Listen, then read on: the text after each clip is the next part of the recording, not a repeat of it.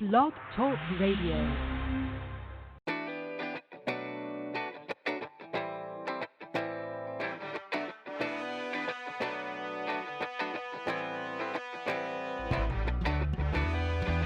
It's time for Voice of Indie. Your hosts today are Beem Weeks, author, producer, and marketing monster for independent multimedia publisher Fresh Ink Group, and Stephen Gies, author, producer, composer, and publisher for Fresh Ink Group.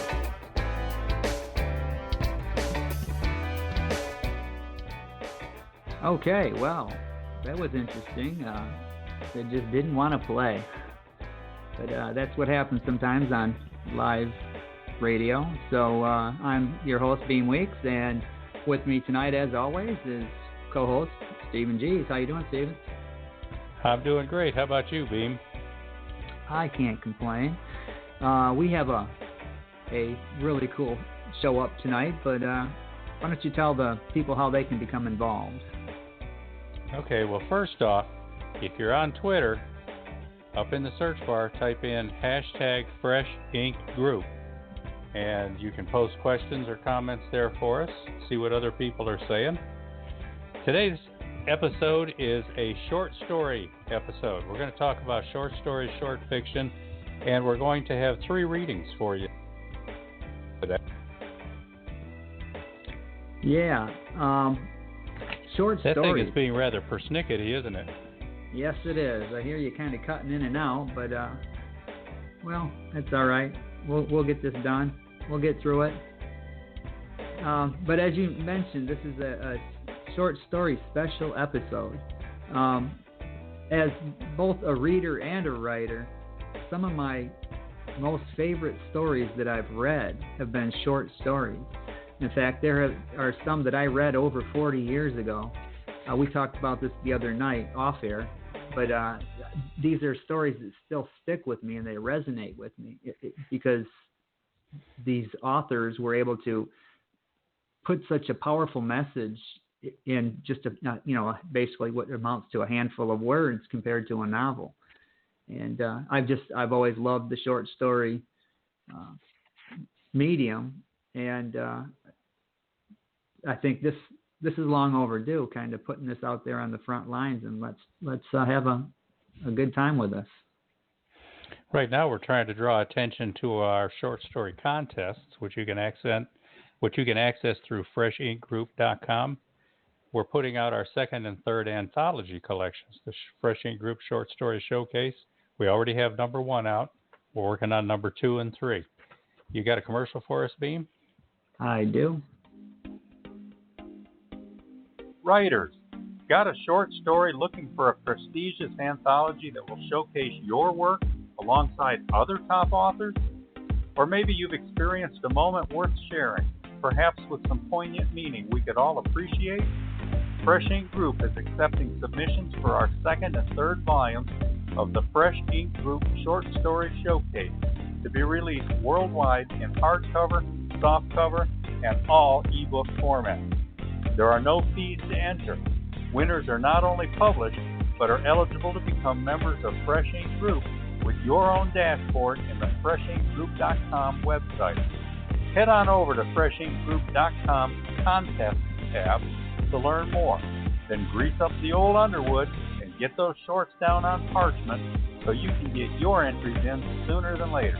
And you readers, discover 49 wondrous tales already released in the Fresh Ink Group Short Story Showcase number 1, available in all formats worldwide. Yeah, Fresh Ink Group Short Story Anthology number 1. That's been out for a while, and we're going to have a reading from that one. You want to tell us a little bit about this particular story and the author? Boy, I had a tough time picking because when we met last night, and by the way, your 2 hosts are about 800 miles apart, so we don't see each other or signal each other or anything. So when we had our meeting on Skype last night to plan this, we agreed that I would do a reading and add some music and sound effects of one of the short stories that's in that first showcase. So I thought, piece of cake, I'll pick out a story and spend a half hour reading it, edit it, throw in some sounds and have some fun with it. And then I had to pick one. and I wound up rereading about half that book, I think, because so many of those stories are good. I kept picking a story, and then it was like, oh, well, this one might be a little bit long for the time we have. Maybe I should pick another one. And then I'd go start reading another one. And I'm the one who edited them, so I remember all the stories. But, man, there's just so many good stories there and so many good writers. I really did have a tough time. I wound up going with a story called In Love and Chocolate by Talia Tate Burner. She's a lady in Texas. She submitted, I think like 15 stories back when we were doing this first contest, and every one of them was fantastic. I wanted to put every one of them in the book, but we couldn't do that. Couldn't do that, of course, although I do need to look her up again and have a talk with her, and maybe we could put some in a book for her. But out of these, we wound up putting 3 of her stories in the book. So out of all the people who submitted, she got more in that 49 than anybody else. I don't know that much more to say about her other than she's a fantastic writer, and we need to talk again soon. So this is In Love and Chocolate by Talia Tate Burner, narrated by me, Stephen Gies.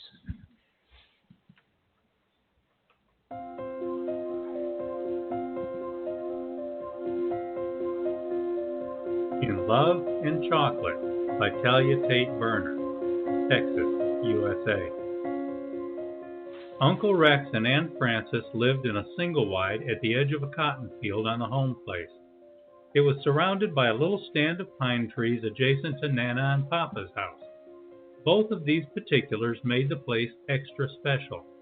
Cottonwoods and pecans were plentiful in Mississippi County, but a grove of pine trees was a rare sight. I often wondered if my uncle planted those trees, or perhaps they grew from seeds Nana tossed from her back porch, much like Jack's enchanted beanstalk. I never thought to ask anyone. The inside of their home was as special as the outside. The air was altered, unruffled, protected. The tiny kitchen often held a freshly baked surprise, gooey brownies, chocolate chip cookies, or chocolate pie piled high with meringue. A massive console stereo spanned the entire living room wall, anchoring the trailer into the dirt, commanding attention without being obnoxious. Running my index finger softly over the polished wood surface from end to end, I always felt the urge to lower my head and make the sign of the cross, even though I was a Southern Baptist. A hidden altar on our farm, it lured us inside the calm inner sanctum, offering a brief respite from the mud pies and sweaty games of tag. It's where I first learned of Patsy Cline. Their amazing album collection was stacked neatly within the adjoining cabinet, arranged much like the cool display at my favorite record shop on Main Street. My sister and I spent hours thumbing through covers, studying the artists, memorizing lyrics, and we were allowed to play those albums unattended, placing the needle of the record player arm just so, careful not to scratch the vinyl. We listened to Crazy over and over until the words burned into our brains like a beloved church hymn. Singing off key and loudly, we perfected somersaults on the gold shag carpeting in front of the sofa. I was amazed at how such a small home could be spacious enough to accommodate tumbling. It was always spotless. Uncle Rex and Aunt Frances had no children to mess it up, other than my sister and me. As a kid, I wasn't aware of my uncle's little secret. Later, I learned Uncle Rex was an addict. He was madly hooked on Aunt Frances and chocolate. In that order. He was lost without Frances, adrift, disoriented, crazy, physically ill as if part of his being had dissolved, the part that kept him happy and focused and stable, the part that made him him, that held his chocolate addiction in balance. Thank God they were rarely apart, but sometimes it was unavoidable. One particular summer, Frances willingly agreed to donate a kidney to her ailing sister. To Uncle Rex's dismay, the transplant team wouldn't hear of performing the surgery from their single wide, no matter how clean. A temporary separation was inevitable. It would only be a few days. Insurance saw to that, but even so, Uncle Rex was anxious. Sunday morning from the pulpit, scanning the faces of his devoted but sparse congregation, Pastor Brown inquired, "Are there any announcements? Any sick we need to add to the prayer list?" The overhead fans did little to stir the hot air inside the sanctuary. It was a steamy day. "Please keep praying for my brother-in-law. Doc says there's nothing more they can do. Hospice is scheduled to come in this week." The members were sympathetic, sadly nodding, a few friends murmuring with heads together, almost touching. The word hospice always brought a sense of finality. "Sister Sue wants us to pray for her brother-in-law," Pastor Brown repeated in his compassionate and commanding preacher voice, making sure everyone heard the plea. From near the back pew came a high-pitched appeal. "Rebecca had her baby, a little girl, but she's still in NICU over in Memphis. Been there 2 weeks now. Let's everyone pray for Sister Rebecca and her newborn daughter." Pastor Brown added these souls to the growing list, waving his hymnal for emphasis. "We need to pray for Rex Creasy. Sister Frances is fixing to give a kidney to her sister. You know he's lost without her. Couldn't even get him to come to church this morning," reported a concerned church member from the choir loft. Everyone glanced to the empty place he and Frances always sat each Sunday, their pew. The church family nodded in unison. Again, sad, low mumbling. "Yes, everyone be sure to pray for Brother Creasy. He will need strength to make it through Sister Frances's procedure." And that's how it was. Everyone knew she would be fine, and everyone knew he would worry himself sick in her absence. By the end of evening prayer meeting, the good Southern church ladies had activated the casserole phone tree with the skill and precision of a military operation. A steady stream of china platters and covered crock pots began flowing onto the red Formica kitchen table and spilling over to the countertop and stove. Food of wakes and funerals. Food to sustain and distract Uncle Rex. Food to make the church ladies feel useful. Chicken and dressing, piles of spaghetti with meatballs, macaroni and cheese, buttermilk biscuits with fresh pear preserves, a coconut pie, gallon jugs of sweet tea, and green Jell-O salad, the kind with pieces of pecans. And Sister Laverne made her famous homemade 5-layer triple chocolate cake. Uncle Rex never gave a thought to the other church lady food.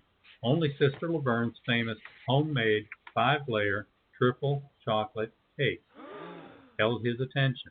It was moist and creamy, with a drizzle of raspberry fudge sauce along the sides and a light-handed dusting of powdered sugar around the top. A tantalizing gastronomical work of art. As soon as Sister Laverne took her leave on his back stoop, saying, "Okay now, you call if you need anything at all," he slammed the door and hastily peeked inside the cake cover, drawing the chocolate aroma fully into his lungs. Before her dusty Chevrolet backed to the end of the gravel driveway, the kitchen was cloaked in the heavenly smell of warm milk chocolate and vanilla buttercream. And a hint of almond? His acute senses were awakened. Falling back into the chair, weakened, he allowed himself only a small sliver and a bit of icing. No need for a plate. The first taste was rich and velvety on his tongue. His pulse quickened. Unable to savor the slice, he quickly devoured it. Swathed in euphoria, the sensation lingered. With great difficulty, he replaced the lid to the Tupperware cake cover, snapping and sealing it shut, then relocated it high above the refrigerator by using a small step stool. Away, away. He knew to be careful with chocolate. A better plan would have been to remove it from the trailer altogether. Sleep wouldn't come. His heart raced as if beating outside his body, growing quicker and quicker and louder every instant. As he tossed, his legs became entangled and twisted in the bed sheets. The television offered no distraction. An old black and white movie, combined with the chocolate in his mind, only added to the maddening suspense. He played an old favorite album on his console, but the music was more noisy than soothing.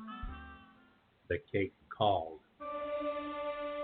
Weakened, he sat alone at the kitchen table, the trailer shrouded by pine trees throwing odd shadows along the walls. A thin, dim ray cast from a giant moon gleamed like the thread of a spider upon the triple chocolate dessert. Thrusting his finger deep into the frosting, he tasted it again. Luscious. Then he began to eat. He ate. The heady aroma consumed him. A groan of ecstasy escaped from somewhere within him. He ate the entire cake in one sitting. One decadent bite after another until the cake plate was empty but for a few moist crumbs. Like the eyes of a madman, his pale blue rolled back into his head. His heart raced. He collapsed into bed, intoxicated, crazed, drunk on chocolate. The clock struck 4. He awoke with excruciating chest pain, extreme pressure on his rib cage. His breathing was shallow, his arm numb. I'm having a heart attack. True, nervous, very, very nervous. I'm being punished for being so pathetic, for having no willpower. It is done. Sirens wailed, lights flashed. The faces of neighbors showed as lights swiftly passed across farmhouse windows, their dreams interrupted. Emergency technicians tried to calm him. His sugar levels were strangely and dangerously elevated. He was frenzied and agitated. Finally, he slept. Dreamless. Black. Sleep. A bright light. The light drew him up and away from unconsciousness. He followed it.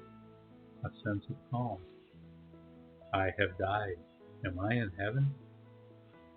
Rex, can you hear me? He heard a distant yet familiar voice. God, is that you? God sounded oddly like Dr. Reggie. Slowly, through the lingering dark chocolate fog, his physician came into view. He flickered a pen light into his dilated pupils, back and forth, nearly blinding him. I've never had a patient overdose on chocolate cake. He chuckled heartily. Rex's head pounded as he remembered his embarrassing night of gluttony. Homemade, 5-layer, triple, chocolate cake. Where's Francis? He asked Dr. Reggie, his mouth dry and swollen, lips chapped. The machinery around him hummed and flashed periodically, the noises magnified in the sterile room. They'll be bringing her back from recovery soon. She did great. That'll be her bed over there. He pointed to the empty bed next to him only a few feet away. Sunlight streamed through the window. Dust motes danced, suspended midair. He smiled and dozed. He was back where he belonged.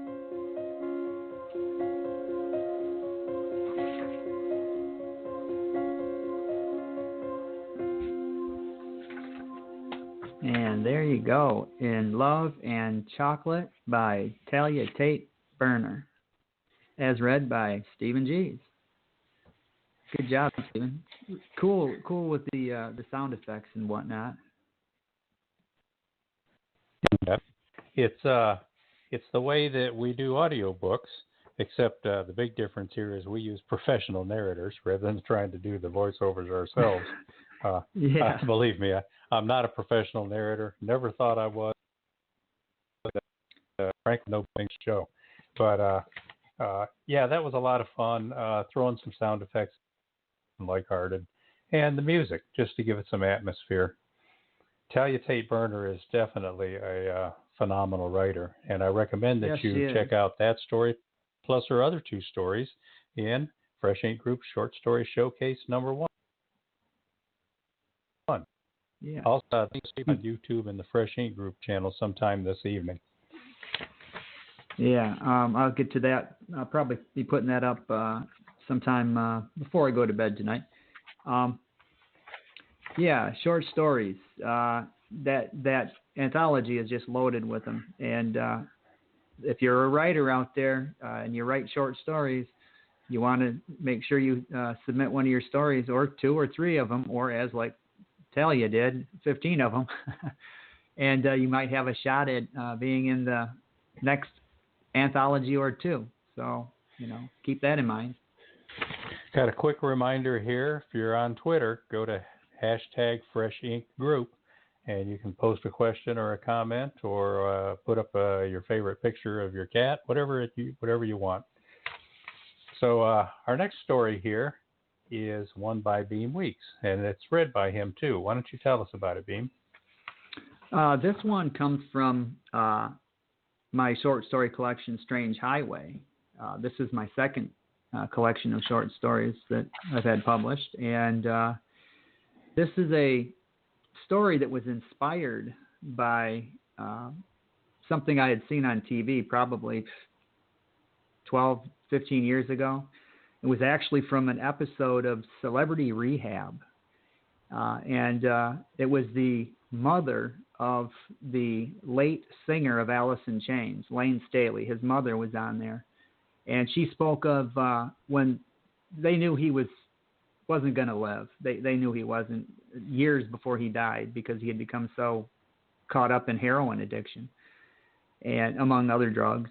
And she spoke on there about when they discovered that he was dead, and he had been dead in his condo for, they speculate, maybe 14 days, something like that, if I'm remembering correctly. But he had been dead for a while.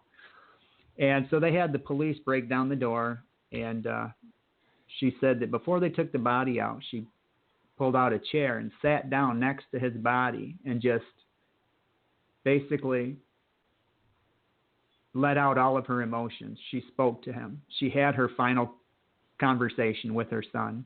He was dead and gone, but she had hoped that maybe his spirit was lingering in that room and he would hear what she had to say. She was angry that he was gone and angry that he had done this to himself, but she still loved him so much and missed him.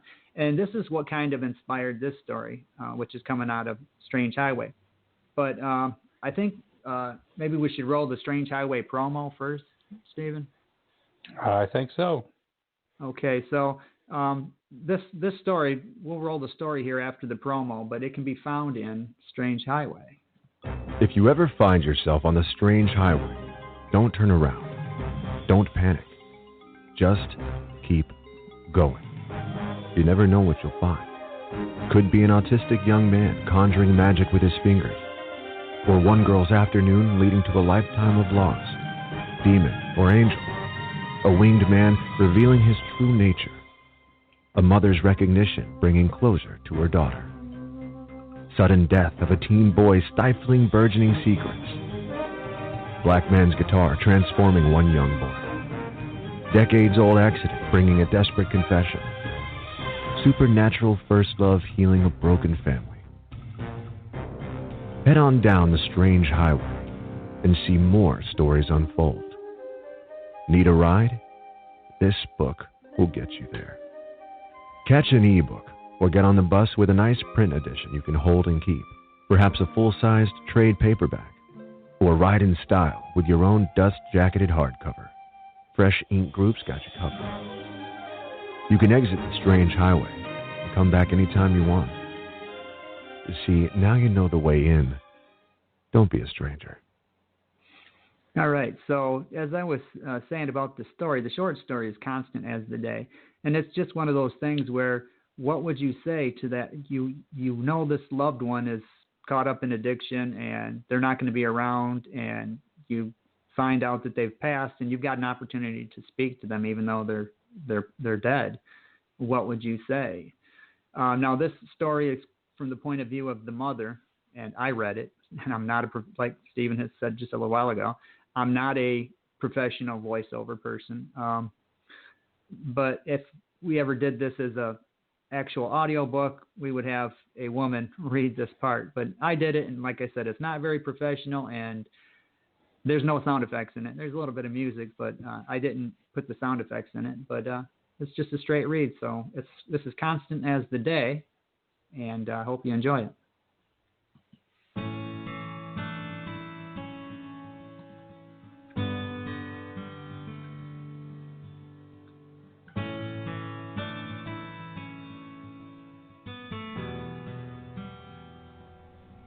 It's what your grandmother used to say. Constant as the day.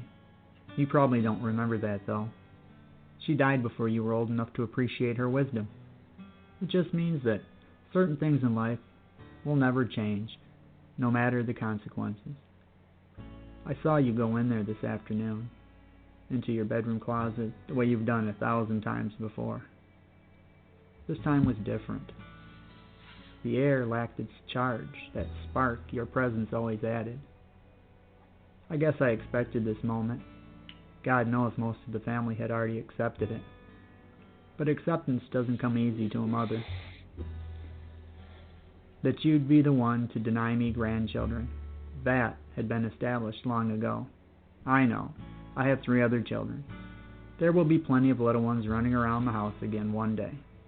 It's just so far from what I imagined for you. I always blamed myself, though deep inside I know it's not my fault. Did I neglect you in some way? Is the divorce the determining factor in the road you chose? Just remember, your father left us. I didn't have any say in that decision. Still, here we are. You lie on the floor inside the closet, the way you've done since childhood. When you'd sneak inside and fall asleep while hiding. I remember the frantic search that first time. We scoured the house and the yard looking for you. Nobody thought to peer inside the closet. Maybe we'd been subconsciously afraid of the bones we hoped would remain hidden. It's there beside you, that dirty spoon and stub of a candle. You didn't even last long enough to pull the needle out of your arm. At first I saw those as tools of the devil. Those were the things that changed you from a happy little girl into a brooding young woman so filled with darkness. It didn't happen overnight, though. The pallor of your skin is highlighted by the deep purple where the blood has pooled against your left cheek, the telltale sign it no longer flows through your body, keeping you warm, keeping you alive. Everything for you has stopped. Your heart, your mind, your potential. Not to sound morbid, but I pictured this moment 100 times over the years. Even before I touch your face, I know what awaits my fingertips. The first time you overdosed, I blamed myself. The second time, I blamed God. The third time, well, I realized God was just as sad as me. It's why I always looked in on you, seeing you on the closet floor. I'd count the times your chest would rise and fall in a minute, hoping that 1 minute would lead to a second, and then to another, until you'd open your eyes. I don't know what happened today. Or maybe I do know. Either way, I just couldn't look in on you this time. I didn't have it in me to count 1 more minute. I made plans for you. I know, you had your own ideas, but mine were better, healthier. My plan saw you falling in love with a nice boy, a boy you'd want to hold on to forever. I used to think Jeffrey Kellen might be that boy, the way you used to look at him whenever he'd happen by the house, always at dinner time. But then he went away, Iraq as I recall. When he returned home in that bag, I just knew that was probably it for you. You were just too delicate to cope with another loss so close on the heels of your father leaving us. I hate that you're cold now, and there's nothing I can do to warm your body. You just don't understand how unnatural this moment is for a mother. I hate you as much as I love you. I wasn't a mother until you. And you weren't expected either. No, ma'am. Your father and I, we had no intentions of parenthood so soon into our marriage. We planned the first 10 years of our time together, the way musicians plot out their intended rise to world domination. We were meant to see Europe, Asia, maybe hit the lower 48. But then you changed all of that, to the delight of my mother. Then came the other 3. And your father, he decided he was still young enough to do Europe, with the babysitter. You don't look like you. Not now. The soul is gone, and all that remains is a shell, a husk, a thing to be discarded, removed away like some secret family shame meant to stay hidden. Inside your closet, I crouched beside you, stroking your hair, tracing your cold lips with the tips of my fingers, the way I did when you were 2 and 3 and 4 years old and couldn't, or wouldn't, fall asleep. It used to drive your father crazy. Just leave her be, he'd argue. She'll get tired on her own. He was in love with me back then. He saw you as a sort of competitor, a threat to his time alone with me.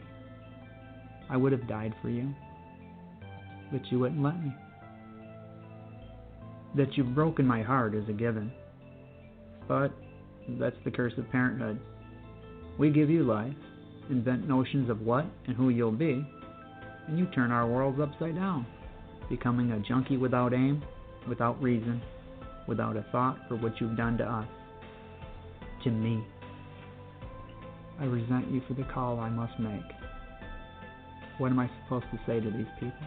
How do I phrase such a conversation? Do I say, hello, my oldest child has passed away from an overdose. Would you please come and retrieve the body before her siblings get home from school? The thing that amazes me the most is the calm tone of my own voice as I say those very words into my cell phone. It's almost a matter-of-fact discussion between me and the woman on the other end. Lynette, I say, when they ask the name of my deceased child. Lynette Grace Priner. We named her after my mother and her father's sister. They care nothing for the intimate details of your existence. Heroin, I explain, when they ask of a potential cause for your demise. We tried rehab, twice. Again, this last bit of information means nothing to the voice on the other end of this conversation. 21 years, that's all we'll know of you in this world. I want to cry. I need to cry. But that's just not happening today. Not now, at least. You've drained me of my tears since the first time I knew you'd chosen this path. I just don't have it in me to shed one more. Perhaps when we put you in the ground. I'll miss you, the way a parent ought to miss a lost child.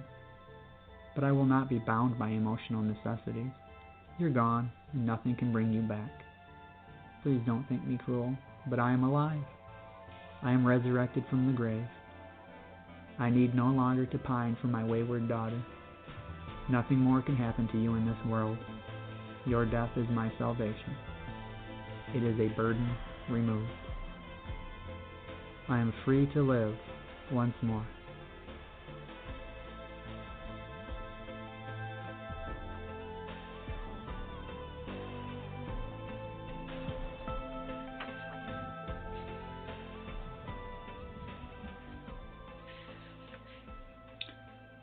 And that one there is called Constant as the Day. And as I said, that is available in Strange Highway, my short story collection. And speaking of short story collections, Mr. G's, you've recently released a short story collection of your own, your first. Yeah, my first Comes short This Time fiction. to Float. So, yes, you have a collection of essays, but this is your first short fiction called Comes This Time to Float. So, and you have a short story from that. We've got a couple to choose from, but we'll let you tell us about the book itself first. Well, Comes This Time to Float is 19 short fiction. They tend to be literary, and they were written all probably over the last 20, 25 years, something like that. Just whenever I'd get requested to write one, or a literary journal would need one or something like that. And when I got up to 19 of them, I thought, oh, geez, that looks like a book. So we put out a book, and we've got a promo for it. You got that, Beem? I sure do. Prepare to think as you explore these 19 short stories by author, composer, and producer Stephen Gies. Avoiding any single genre, this collection showcases Gies' storytelling from literary to Southern Gothic to coming of age, allegory, humor, and even fantasy, all finessed to say something about who we are and what we seek. Some of these tales have been passed around for years, others so virgin they have never known the seductive gaze of a reader's eyes. Now, you can go digital, Kindle, Nook, Kobo, iTunes, Google Play, and more, or you can keep it soft with a paperback to whip out in mixed company. Or you can really show off, be the envy of your crowd with a dust-jacketed hardcover. Fresh Ink Group is where it's coming from. Amazon and the rest are where it's at. Just point and click, and you too can feel the electric surge of the latest from Stephen G's. So when life's currents get to pulling too hard, don't fight it. Just open the book and discover 19 new ways of going with the flow. Because now, more than ever, comes this time to float.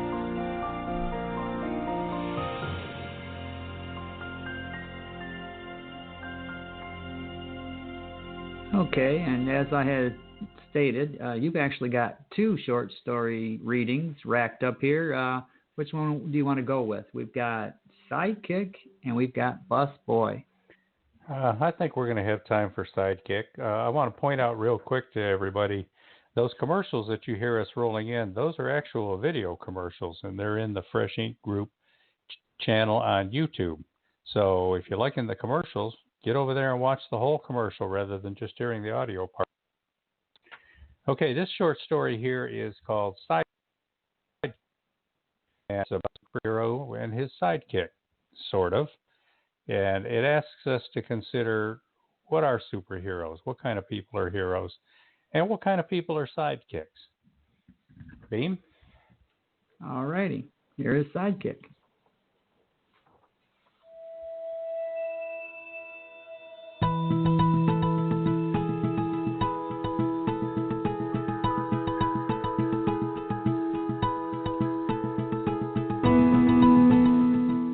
Comes This Time to Float, 19 short stories by Stephen G's.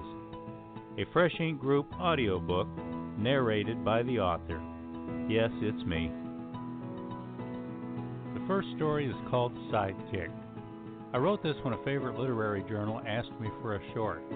It has appeared in several places since. Oh, what differences we can make in the lives of others and ourselves as well.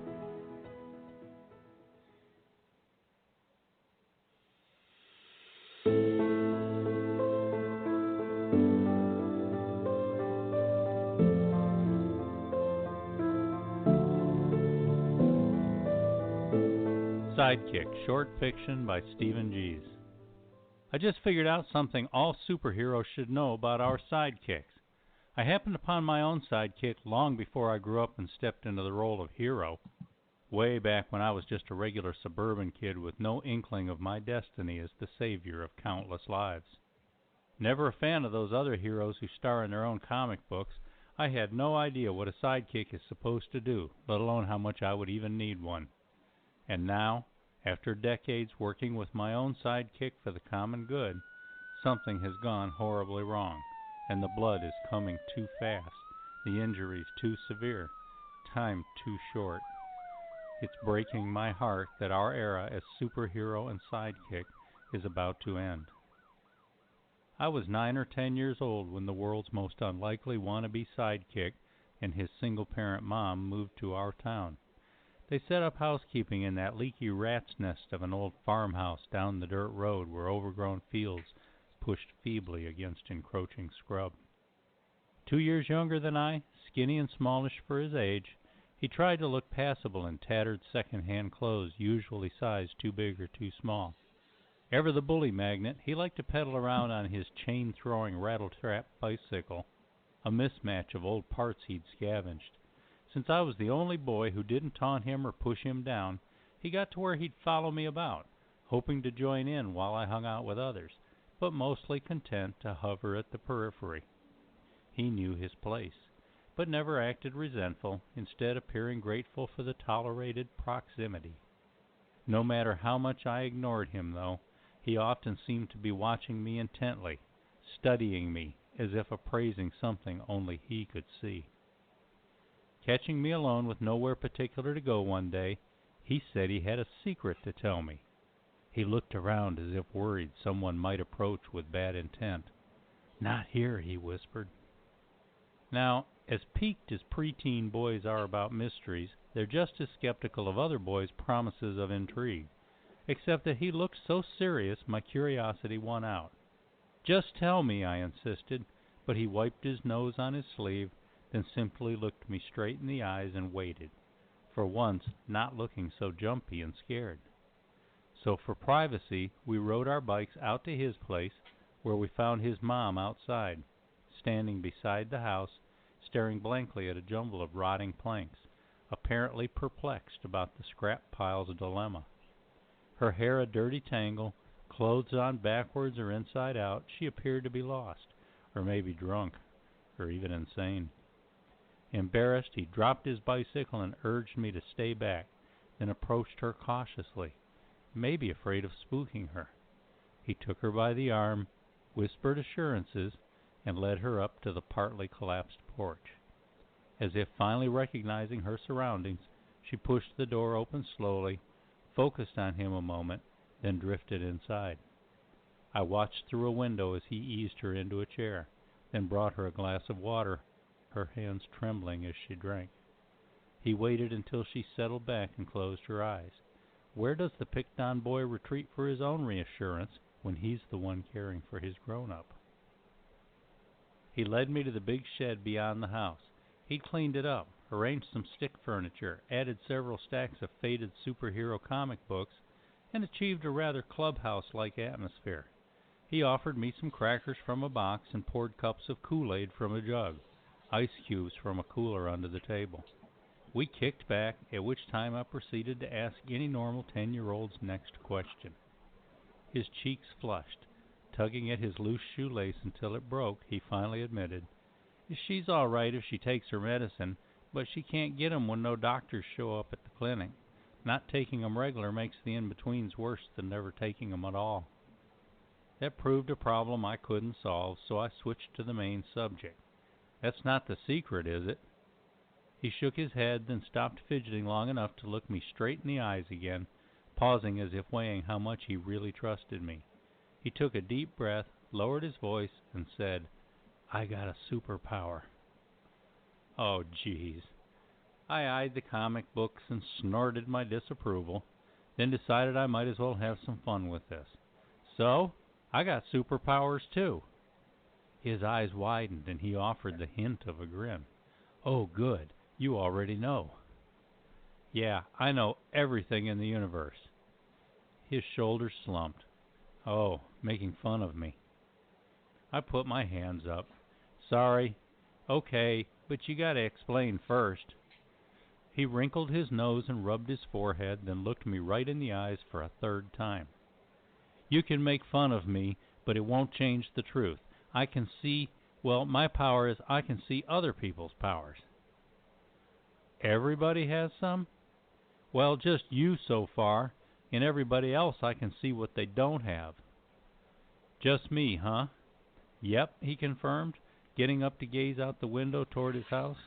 He turned and stood in front of me. "You're going to be a superhero someday, and I'm going to be your sidekick." I started out amused, then for some odd reason annoyed. "Don't tell anybody that," I warned. I mean, I didn't care if he was crazy as his mom. I just didn't need anybody thinking I was too. After that day, I mostly avoided him, though he still persisted at the periphery, practically wearing a "victimize me" sign. I even acted mean toward him a few times just to go along with the crowd, but it always left me feeling bad. It gets kind of hard to show your worst to someone who keeps insisting he sees good in you. Every time he found a chance at brief privacy, he reminded me he'd be my sidekick whenever I was ready. I didn't get why this mattered so much to him, this skinny little pest who always seemed just a bit off. Then one day Todd talked me into riding our bikes out to the kid's place to mess with him a bit. Nothing too bad. We found him in his clubhouse, the place vandalized. He was sitting on the floor in the corner, knees up, hugging his legs, rocking, and crying. He looked up, revealing a bloody nose and brow, face scuffed.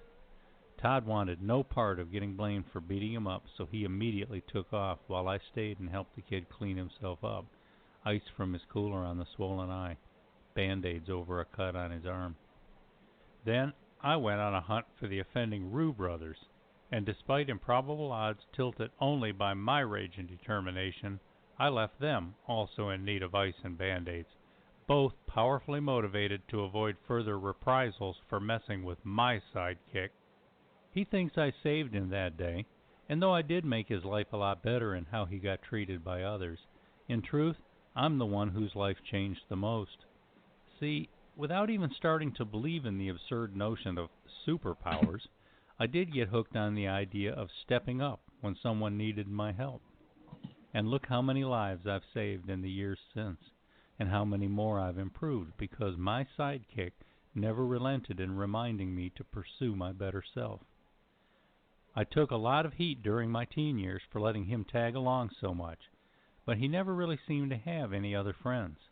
Then when his mom got so bad there for a while, somebody had to make sure he got enough to eat and had a warm place to crash, especially while lowlifes were taking all-night advantage of her in that leaky rat's nest of an old farmhouse. Even superheroes have a regular life, a public persona, the need to walk among others without attracting too much attention. So I registered for a dorm room when I started college some 100 miles away. My sidekick followed, despite being under legal age, living here and there, working odd jobs, a child of opportunity and necessity. When I took an apartment second year, he stayed mostly at my place, a tremendous help around the house so I could concentrate on my studies. He spent most of his spare time making a fairly good living, cooking and cleaning and running errands and laundering and servicing cars for some of the more well-to-do students. He always put me first, though. Not that I asked him to. No, I never asked, and I did try not to take advantage of him. Those times I maybe sorta did, he seemed not only to understand, but to appreciate the opportunity. Seems that when someone is also working hard to help you achieve your goals, your accomplishments become his too. And if you try to make him stop, it hurts you both. He followed me across the country when I started med school. He proved so successful at his enterprise, he managed to help me and still earn enough from others to score a good place to live and cover his simple tastes. He even temporarily helped me out with a short-term loan once or twice, or maybe 3 times. Now, during the year or so Donna lived with me, she kept trying to take advantage of his good nature. I resented this because she didn't need the help, her chief pursuits being to coast through a couple of easy undergrad classes, spend her daddy's money on clothes, and spin fantasies about being married to a rich doctor someday. My alternate future that didn't hew to the superhero plan. I did come close to telling her the truth a few times, how I secretly nurtured superpowers so my sidekick and I could save the world someday, or at least a small corner of it. The problem solved itself, though, when she found a bauble-coveting second-year resident who liked to spin himself a role in her fantasies of opulent living and enviable social standing. What's ironic is that I did wind up spending a few years in private practice earning a lot of money, but not to spend the way she would have wanted. Then my sidekick and I moved back across the country to a bad neighborhood close to where we grew up. We opened a free clinic in the worst part of town.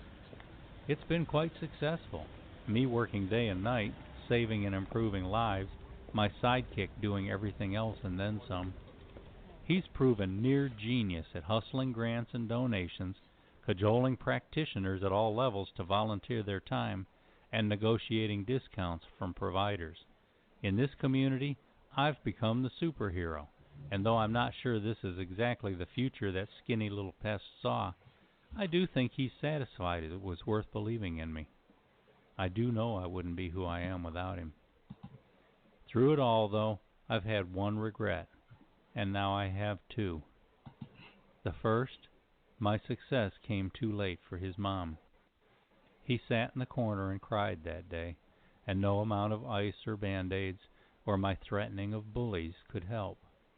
If anything good could come from that, maybe it's that it infused us, with greater determination not to let that happen to others, especially the moms and dads of scared children who have to take charge when they should be the ones cared for.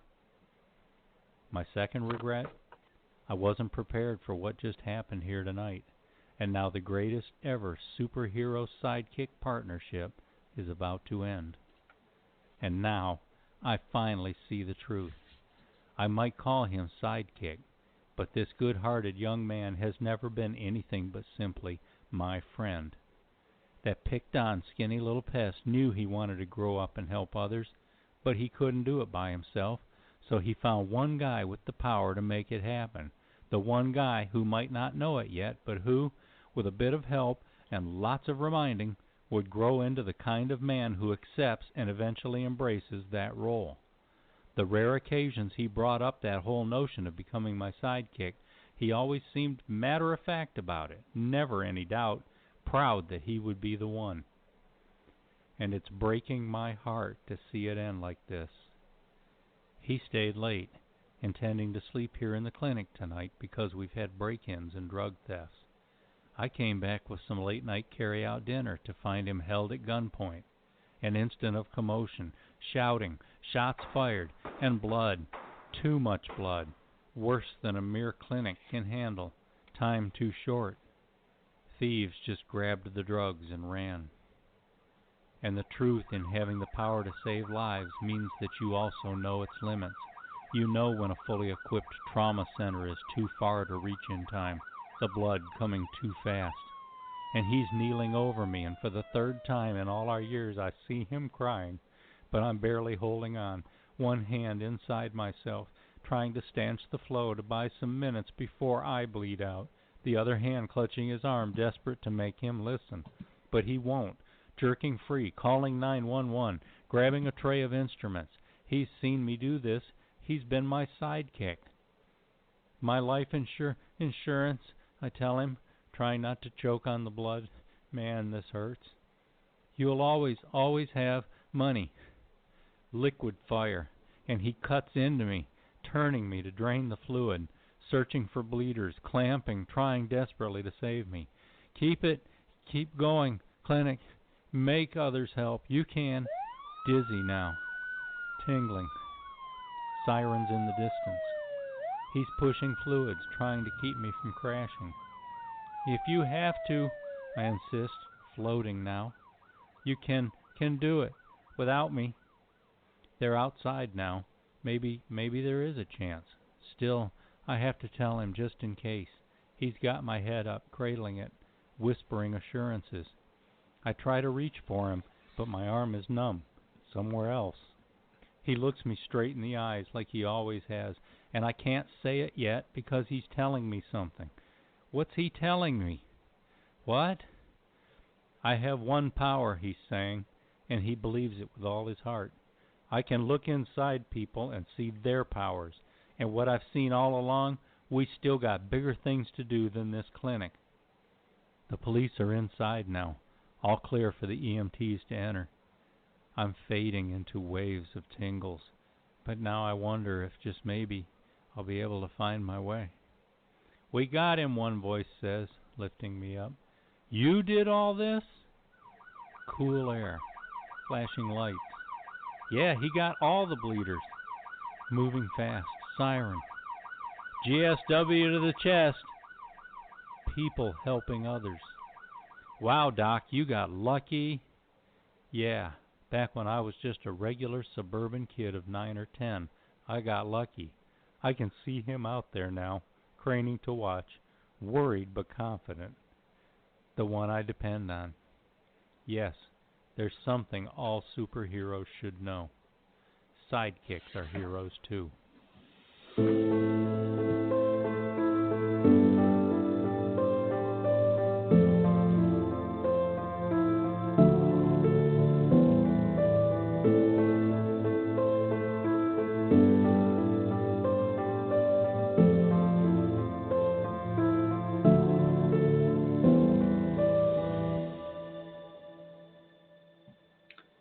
And there you have it, Sidekick, from the Stephen G. short story collection, Comes This Time to Float. That's one of my favorites, Stephen, from that collection. And there's a few others that I really like too, but that's one of my favorites. Well, thank you. That recording now can be heard in its entirety in the Fresh Ink Group channel over on YouTube. There's a few more other things there that you might want to listen to, along with watching all of our promos and stuff too. Yeah, and speaking of our promos, if you're an author and you would like a book trailer or even an audio commercial to run on this program, just let us know. This is what we do. one of the many things that we do, I should say. So we're nearing the end of the show, but we still have some time left. Any final thoughts? Well, I'm not seeing a whole lot of activity on Twitter today, so we're going to have to push that a little bit harder next week. I think we enjoyed this format today. We want to try some different things with this show. We're liking the idea of continuing to interview authors and musicians, but maybe having them do a little bit of a reading for a book that's coming up or a short story or something like that, and then have an opportunity for you to interact with them. We're also looking for any ideas any of you listeners have. Just let us know. Yeah, this show is kind of wide open right now, the whole format. We've talked about this before. So we're trying a lot of different things, and some of these are kind of cool. And like this one, I mean, I really enjoy the whole short story aspect here, sharing, stuff that we've written, what other people have written, our thoughts on short stories. So, yeah, this is, I think, a great format, and we can, we can just, the sky's the limit. I mean, we can just build on it, and perhaps each week we got something a little different. You might not know what you have in store each week as it comes, kind of like a little gift bag. We can tease you a little bit and say that in the next week or two, we're looking to have author Robert McKenzie. He's from Houston, and we just put out the first volume of his two-part book, The Chair, which is a very interesting historical fiction that runs from hundreds of years ago to almost 100 years into the future. So you fans of Robert McKenzie out there, spread the word, and we'll make sure that we get him on here in the next week or two. Yeah, I've been fortunate enough to start, to do some of the work on the book trailer for that. And yeah, that definitely seems like a unique kind of book. It's historical fiction. It's futuristic. It's modern. It's got all these elements to it, and it's quite unique. So I'm looking forward to having him on, kind of pick his brain and see where these ideas came from. So, all right, I think we can wrap this up. We'll be back next week. Like we said, it may be something different. We'll probably have a guest on next week. We've got a few in mind as well. So we'll let you guys know a day or two in advance, and that way you can mark it on your calendar. But I think that about does it for this week. Well, thanks for listening, everybody. Make sure you spread the word, and we'd like to see you back next week, and maybe get some comments going on Twitter, and we can get those phone lines open again and let you talk to some of our authors and musicians we're going to have on. Thanks again. Yeah, and if you missed it live, you can find it in the archive. We'll see you again next week, everybody, and thanks for tuning in. This is Stephen Gies. Later. You've been a part of Voice of Indie, a production of Fresh Ink Group. Spread the word, support our guests, then find us at freshinkgroup.com and be sure to hashtag Fresh Ink Group.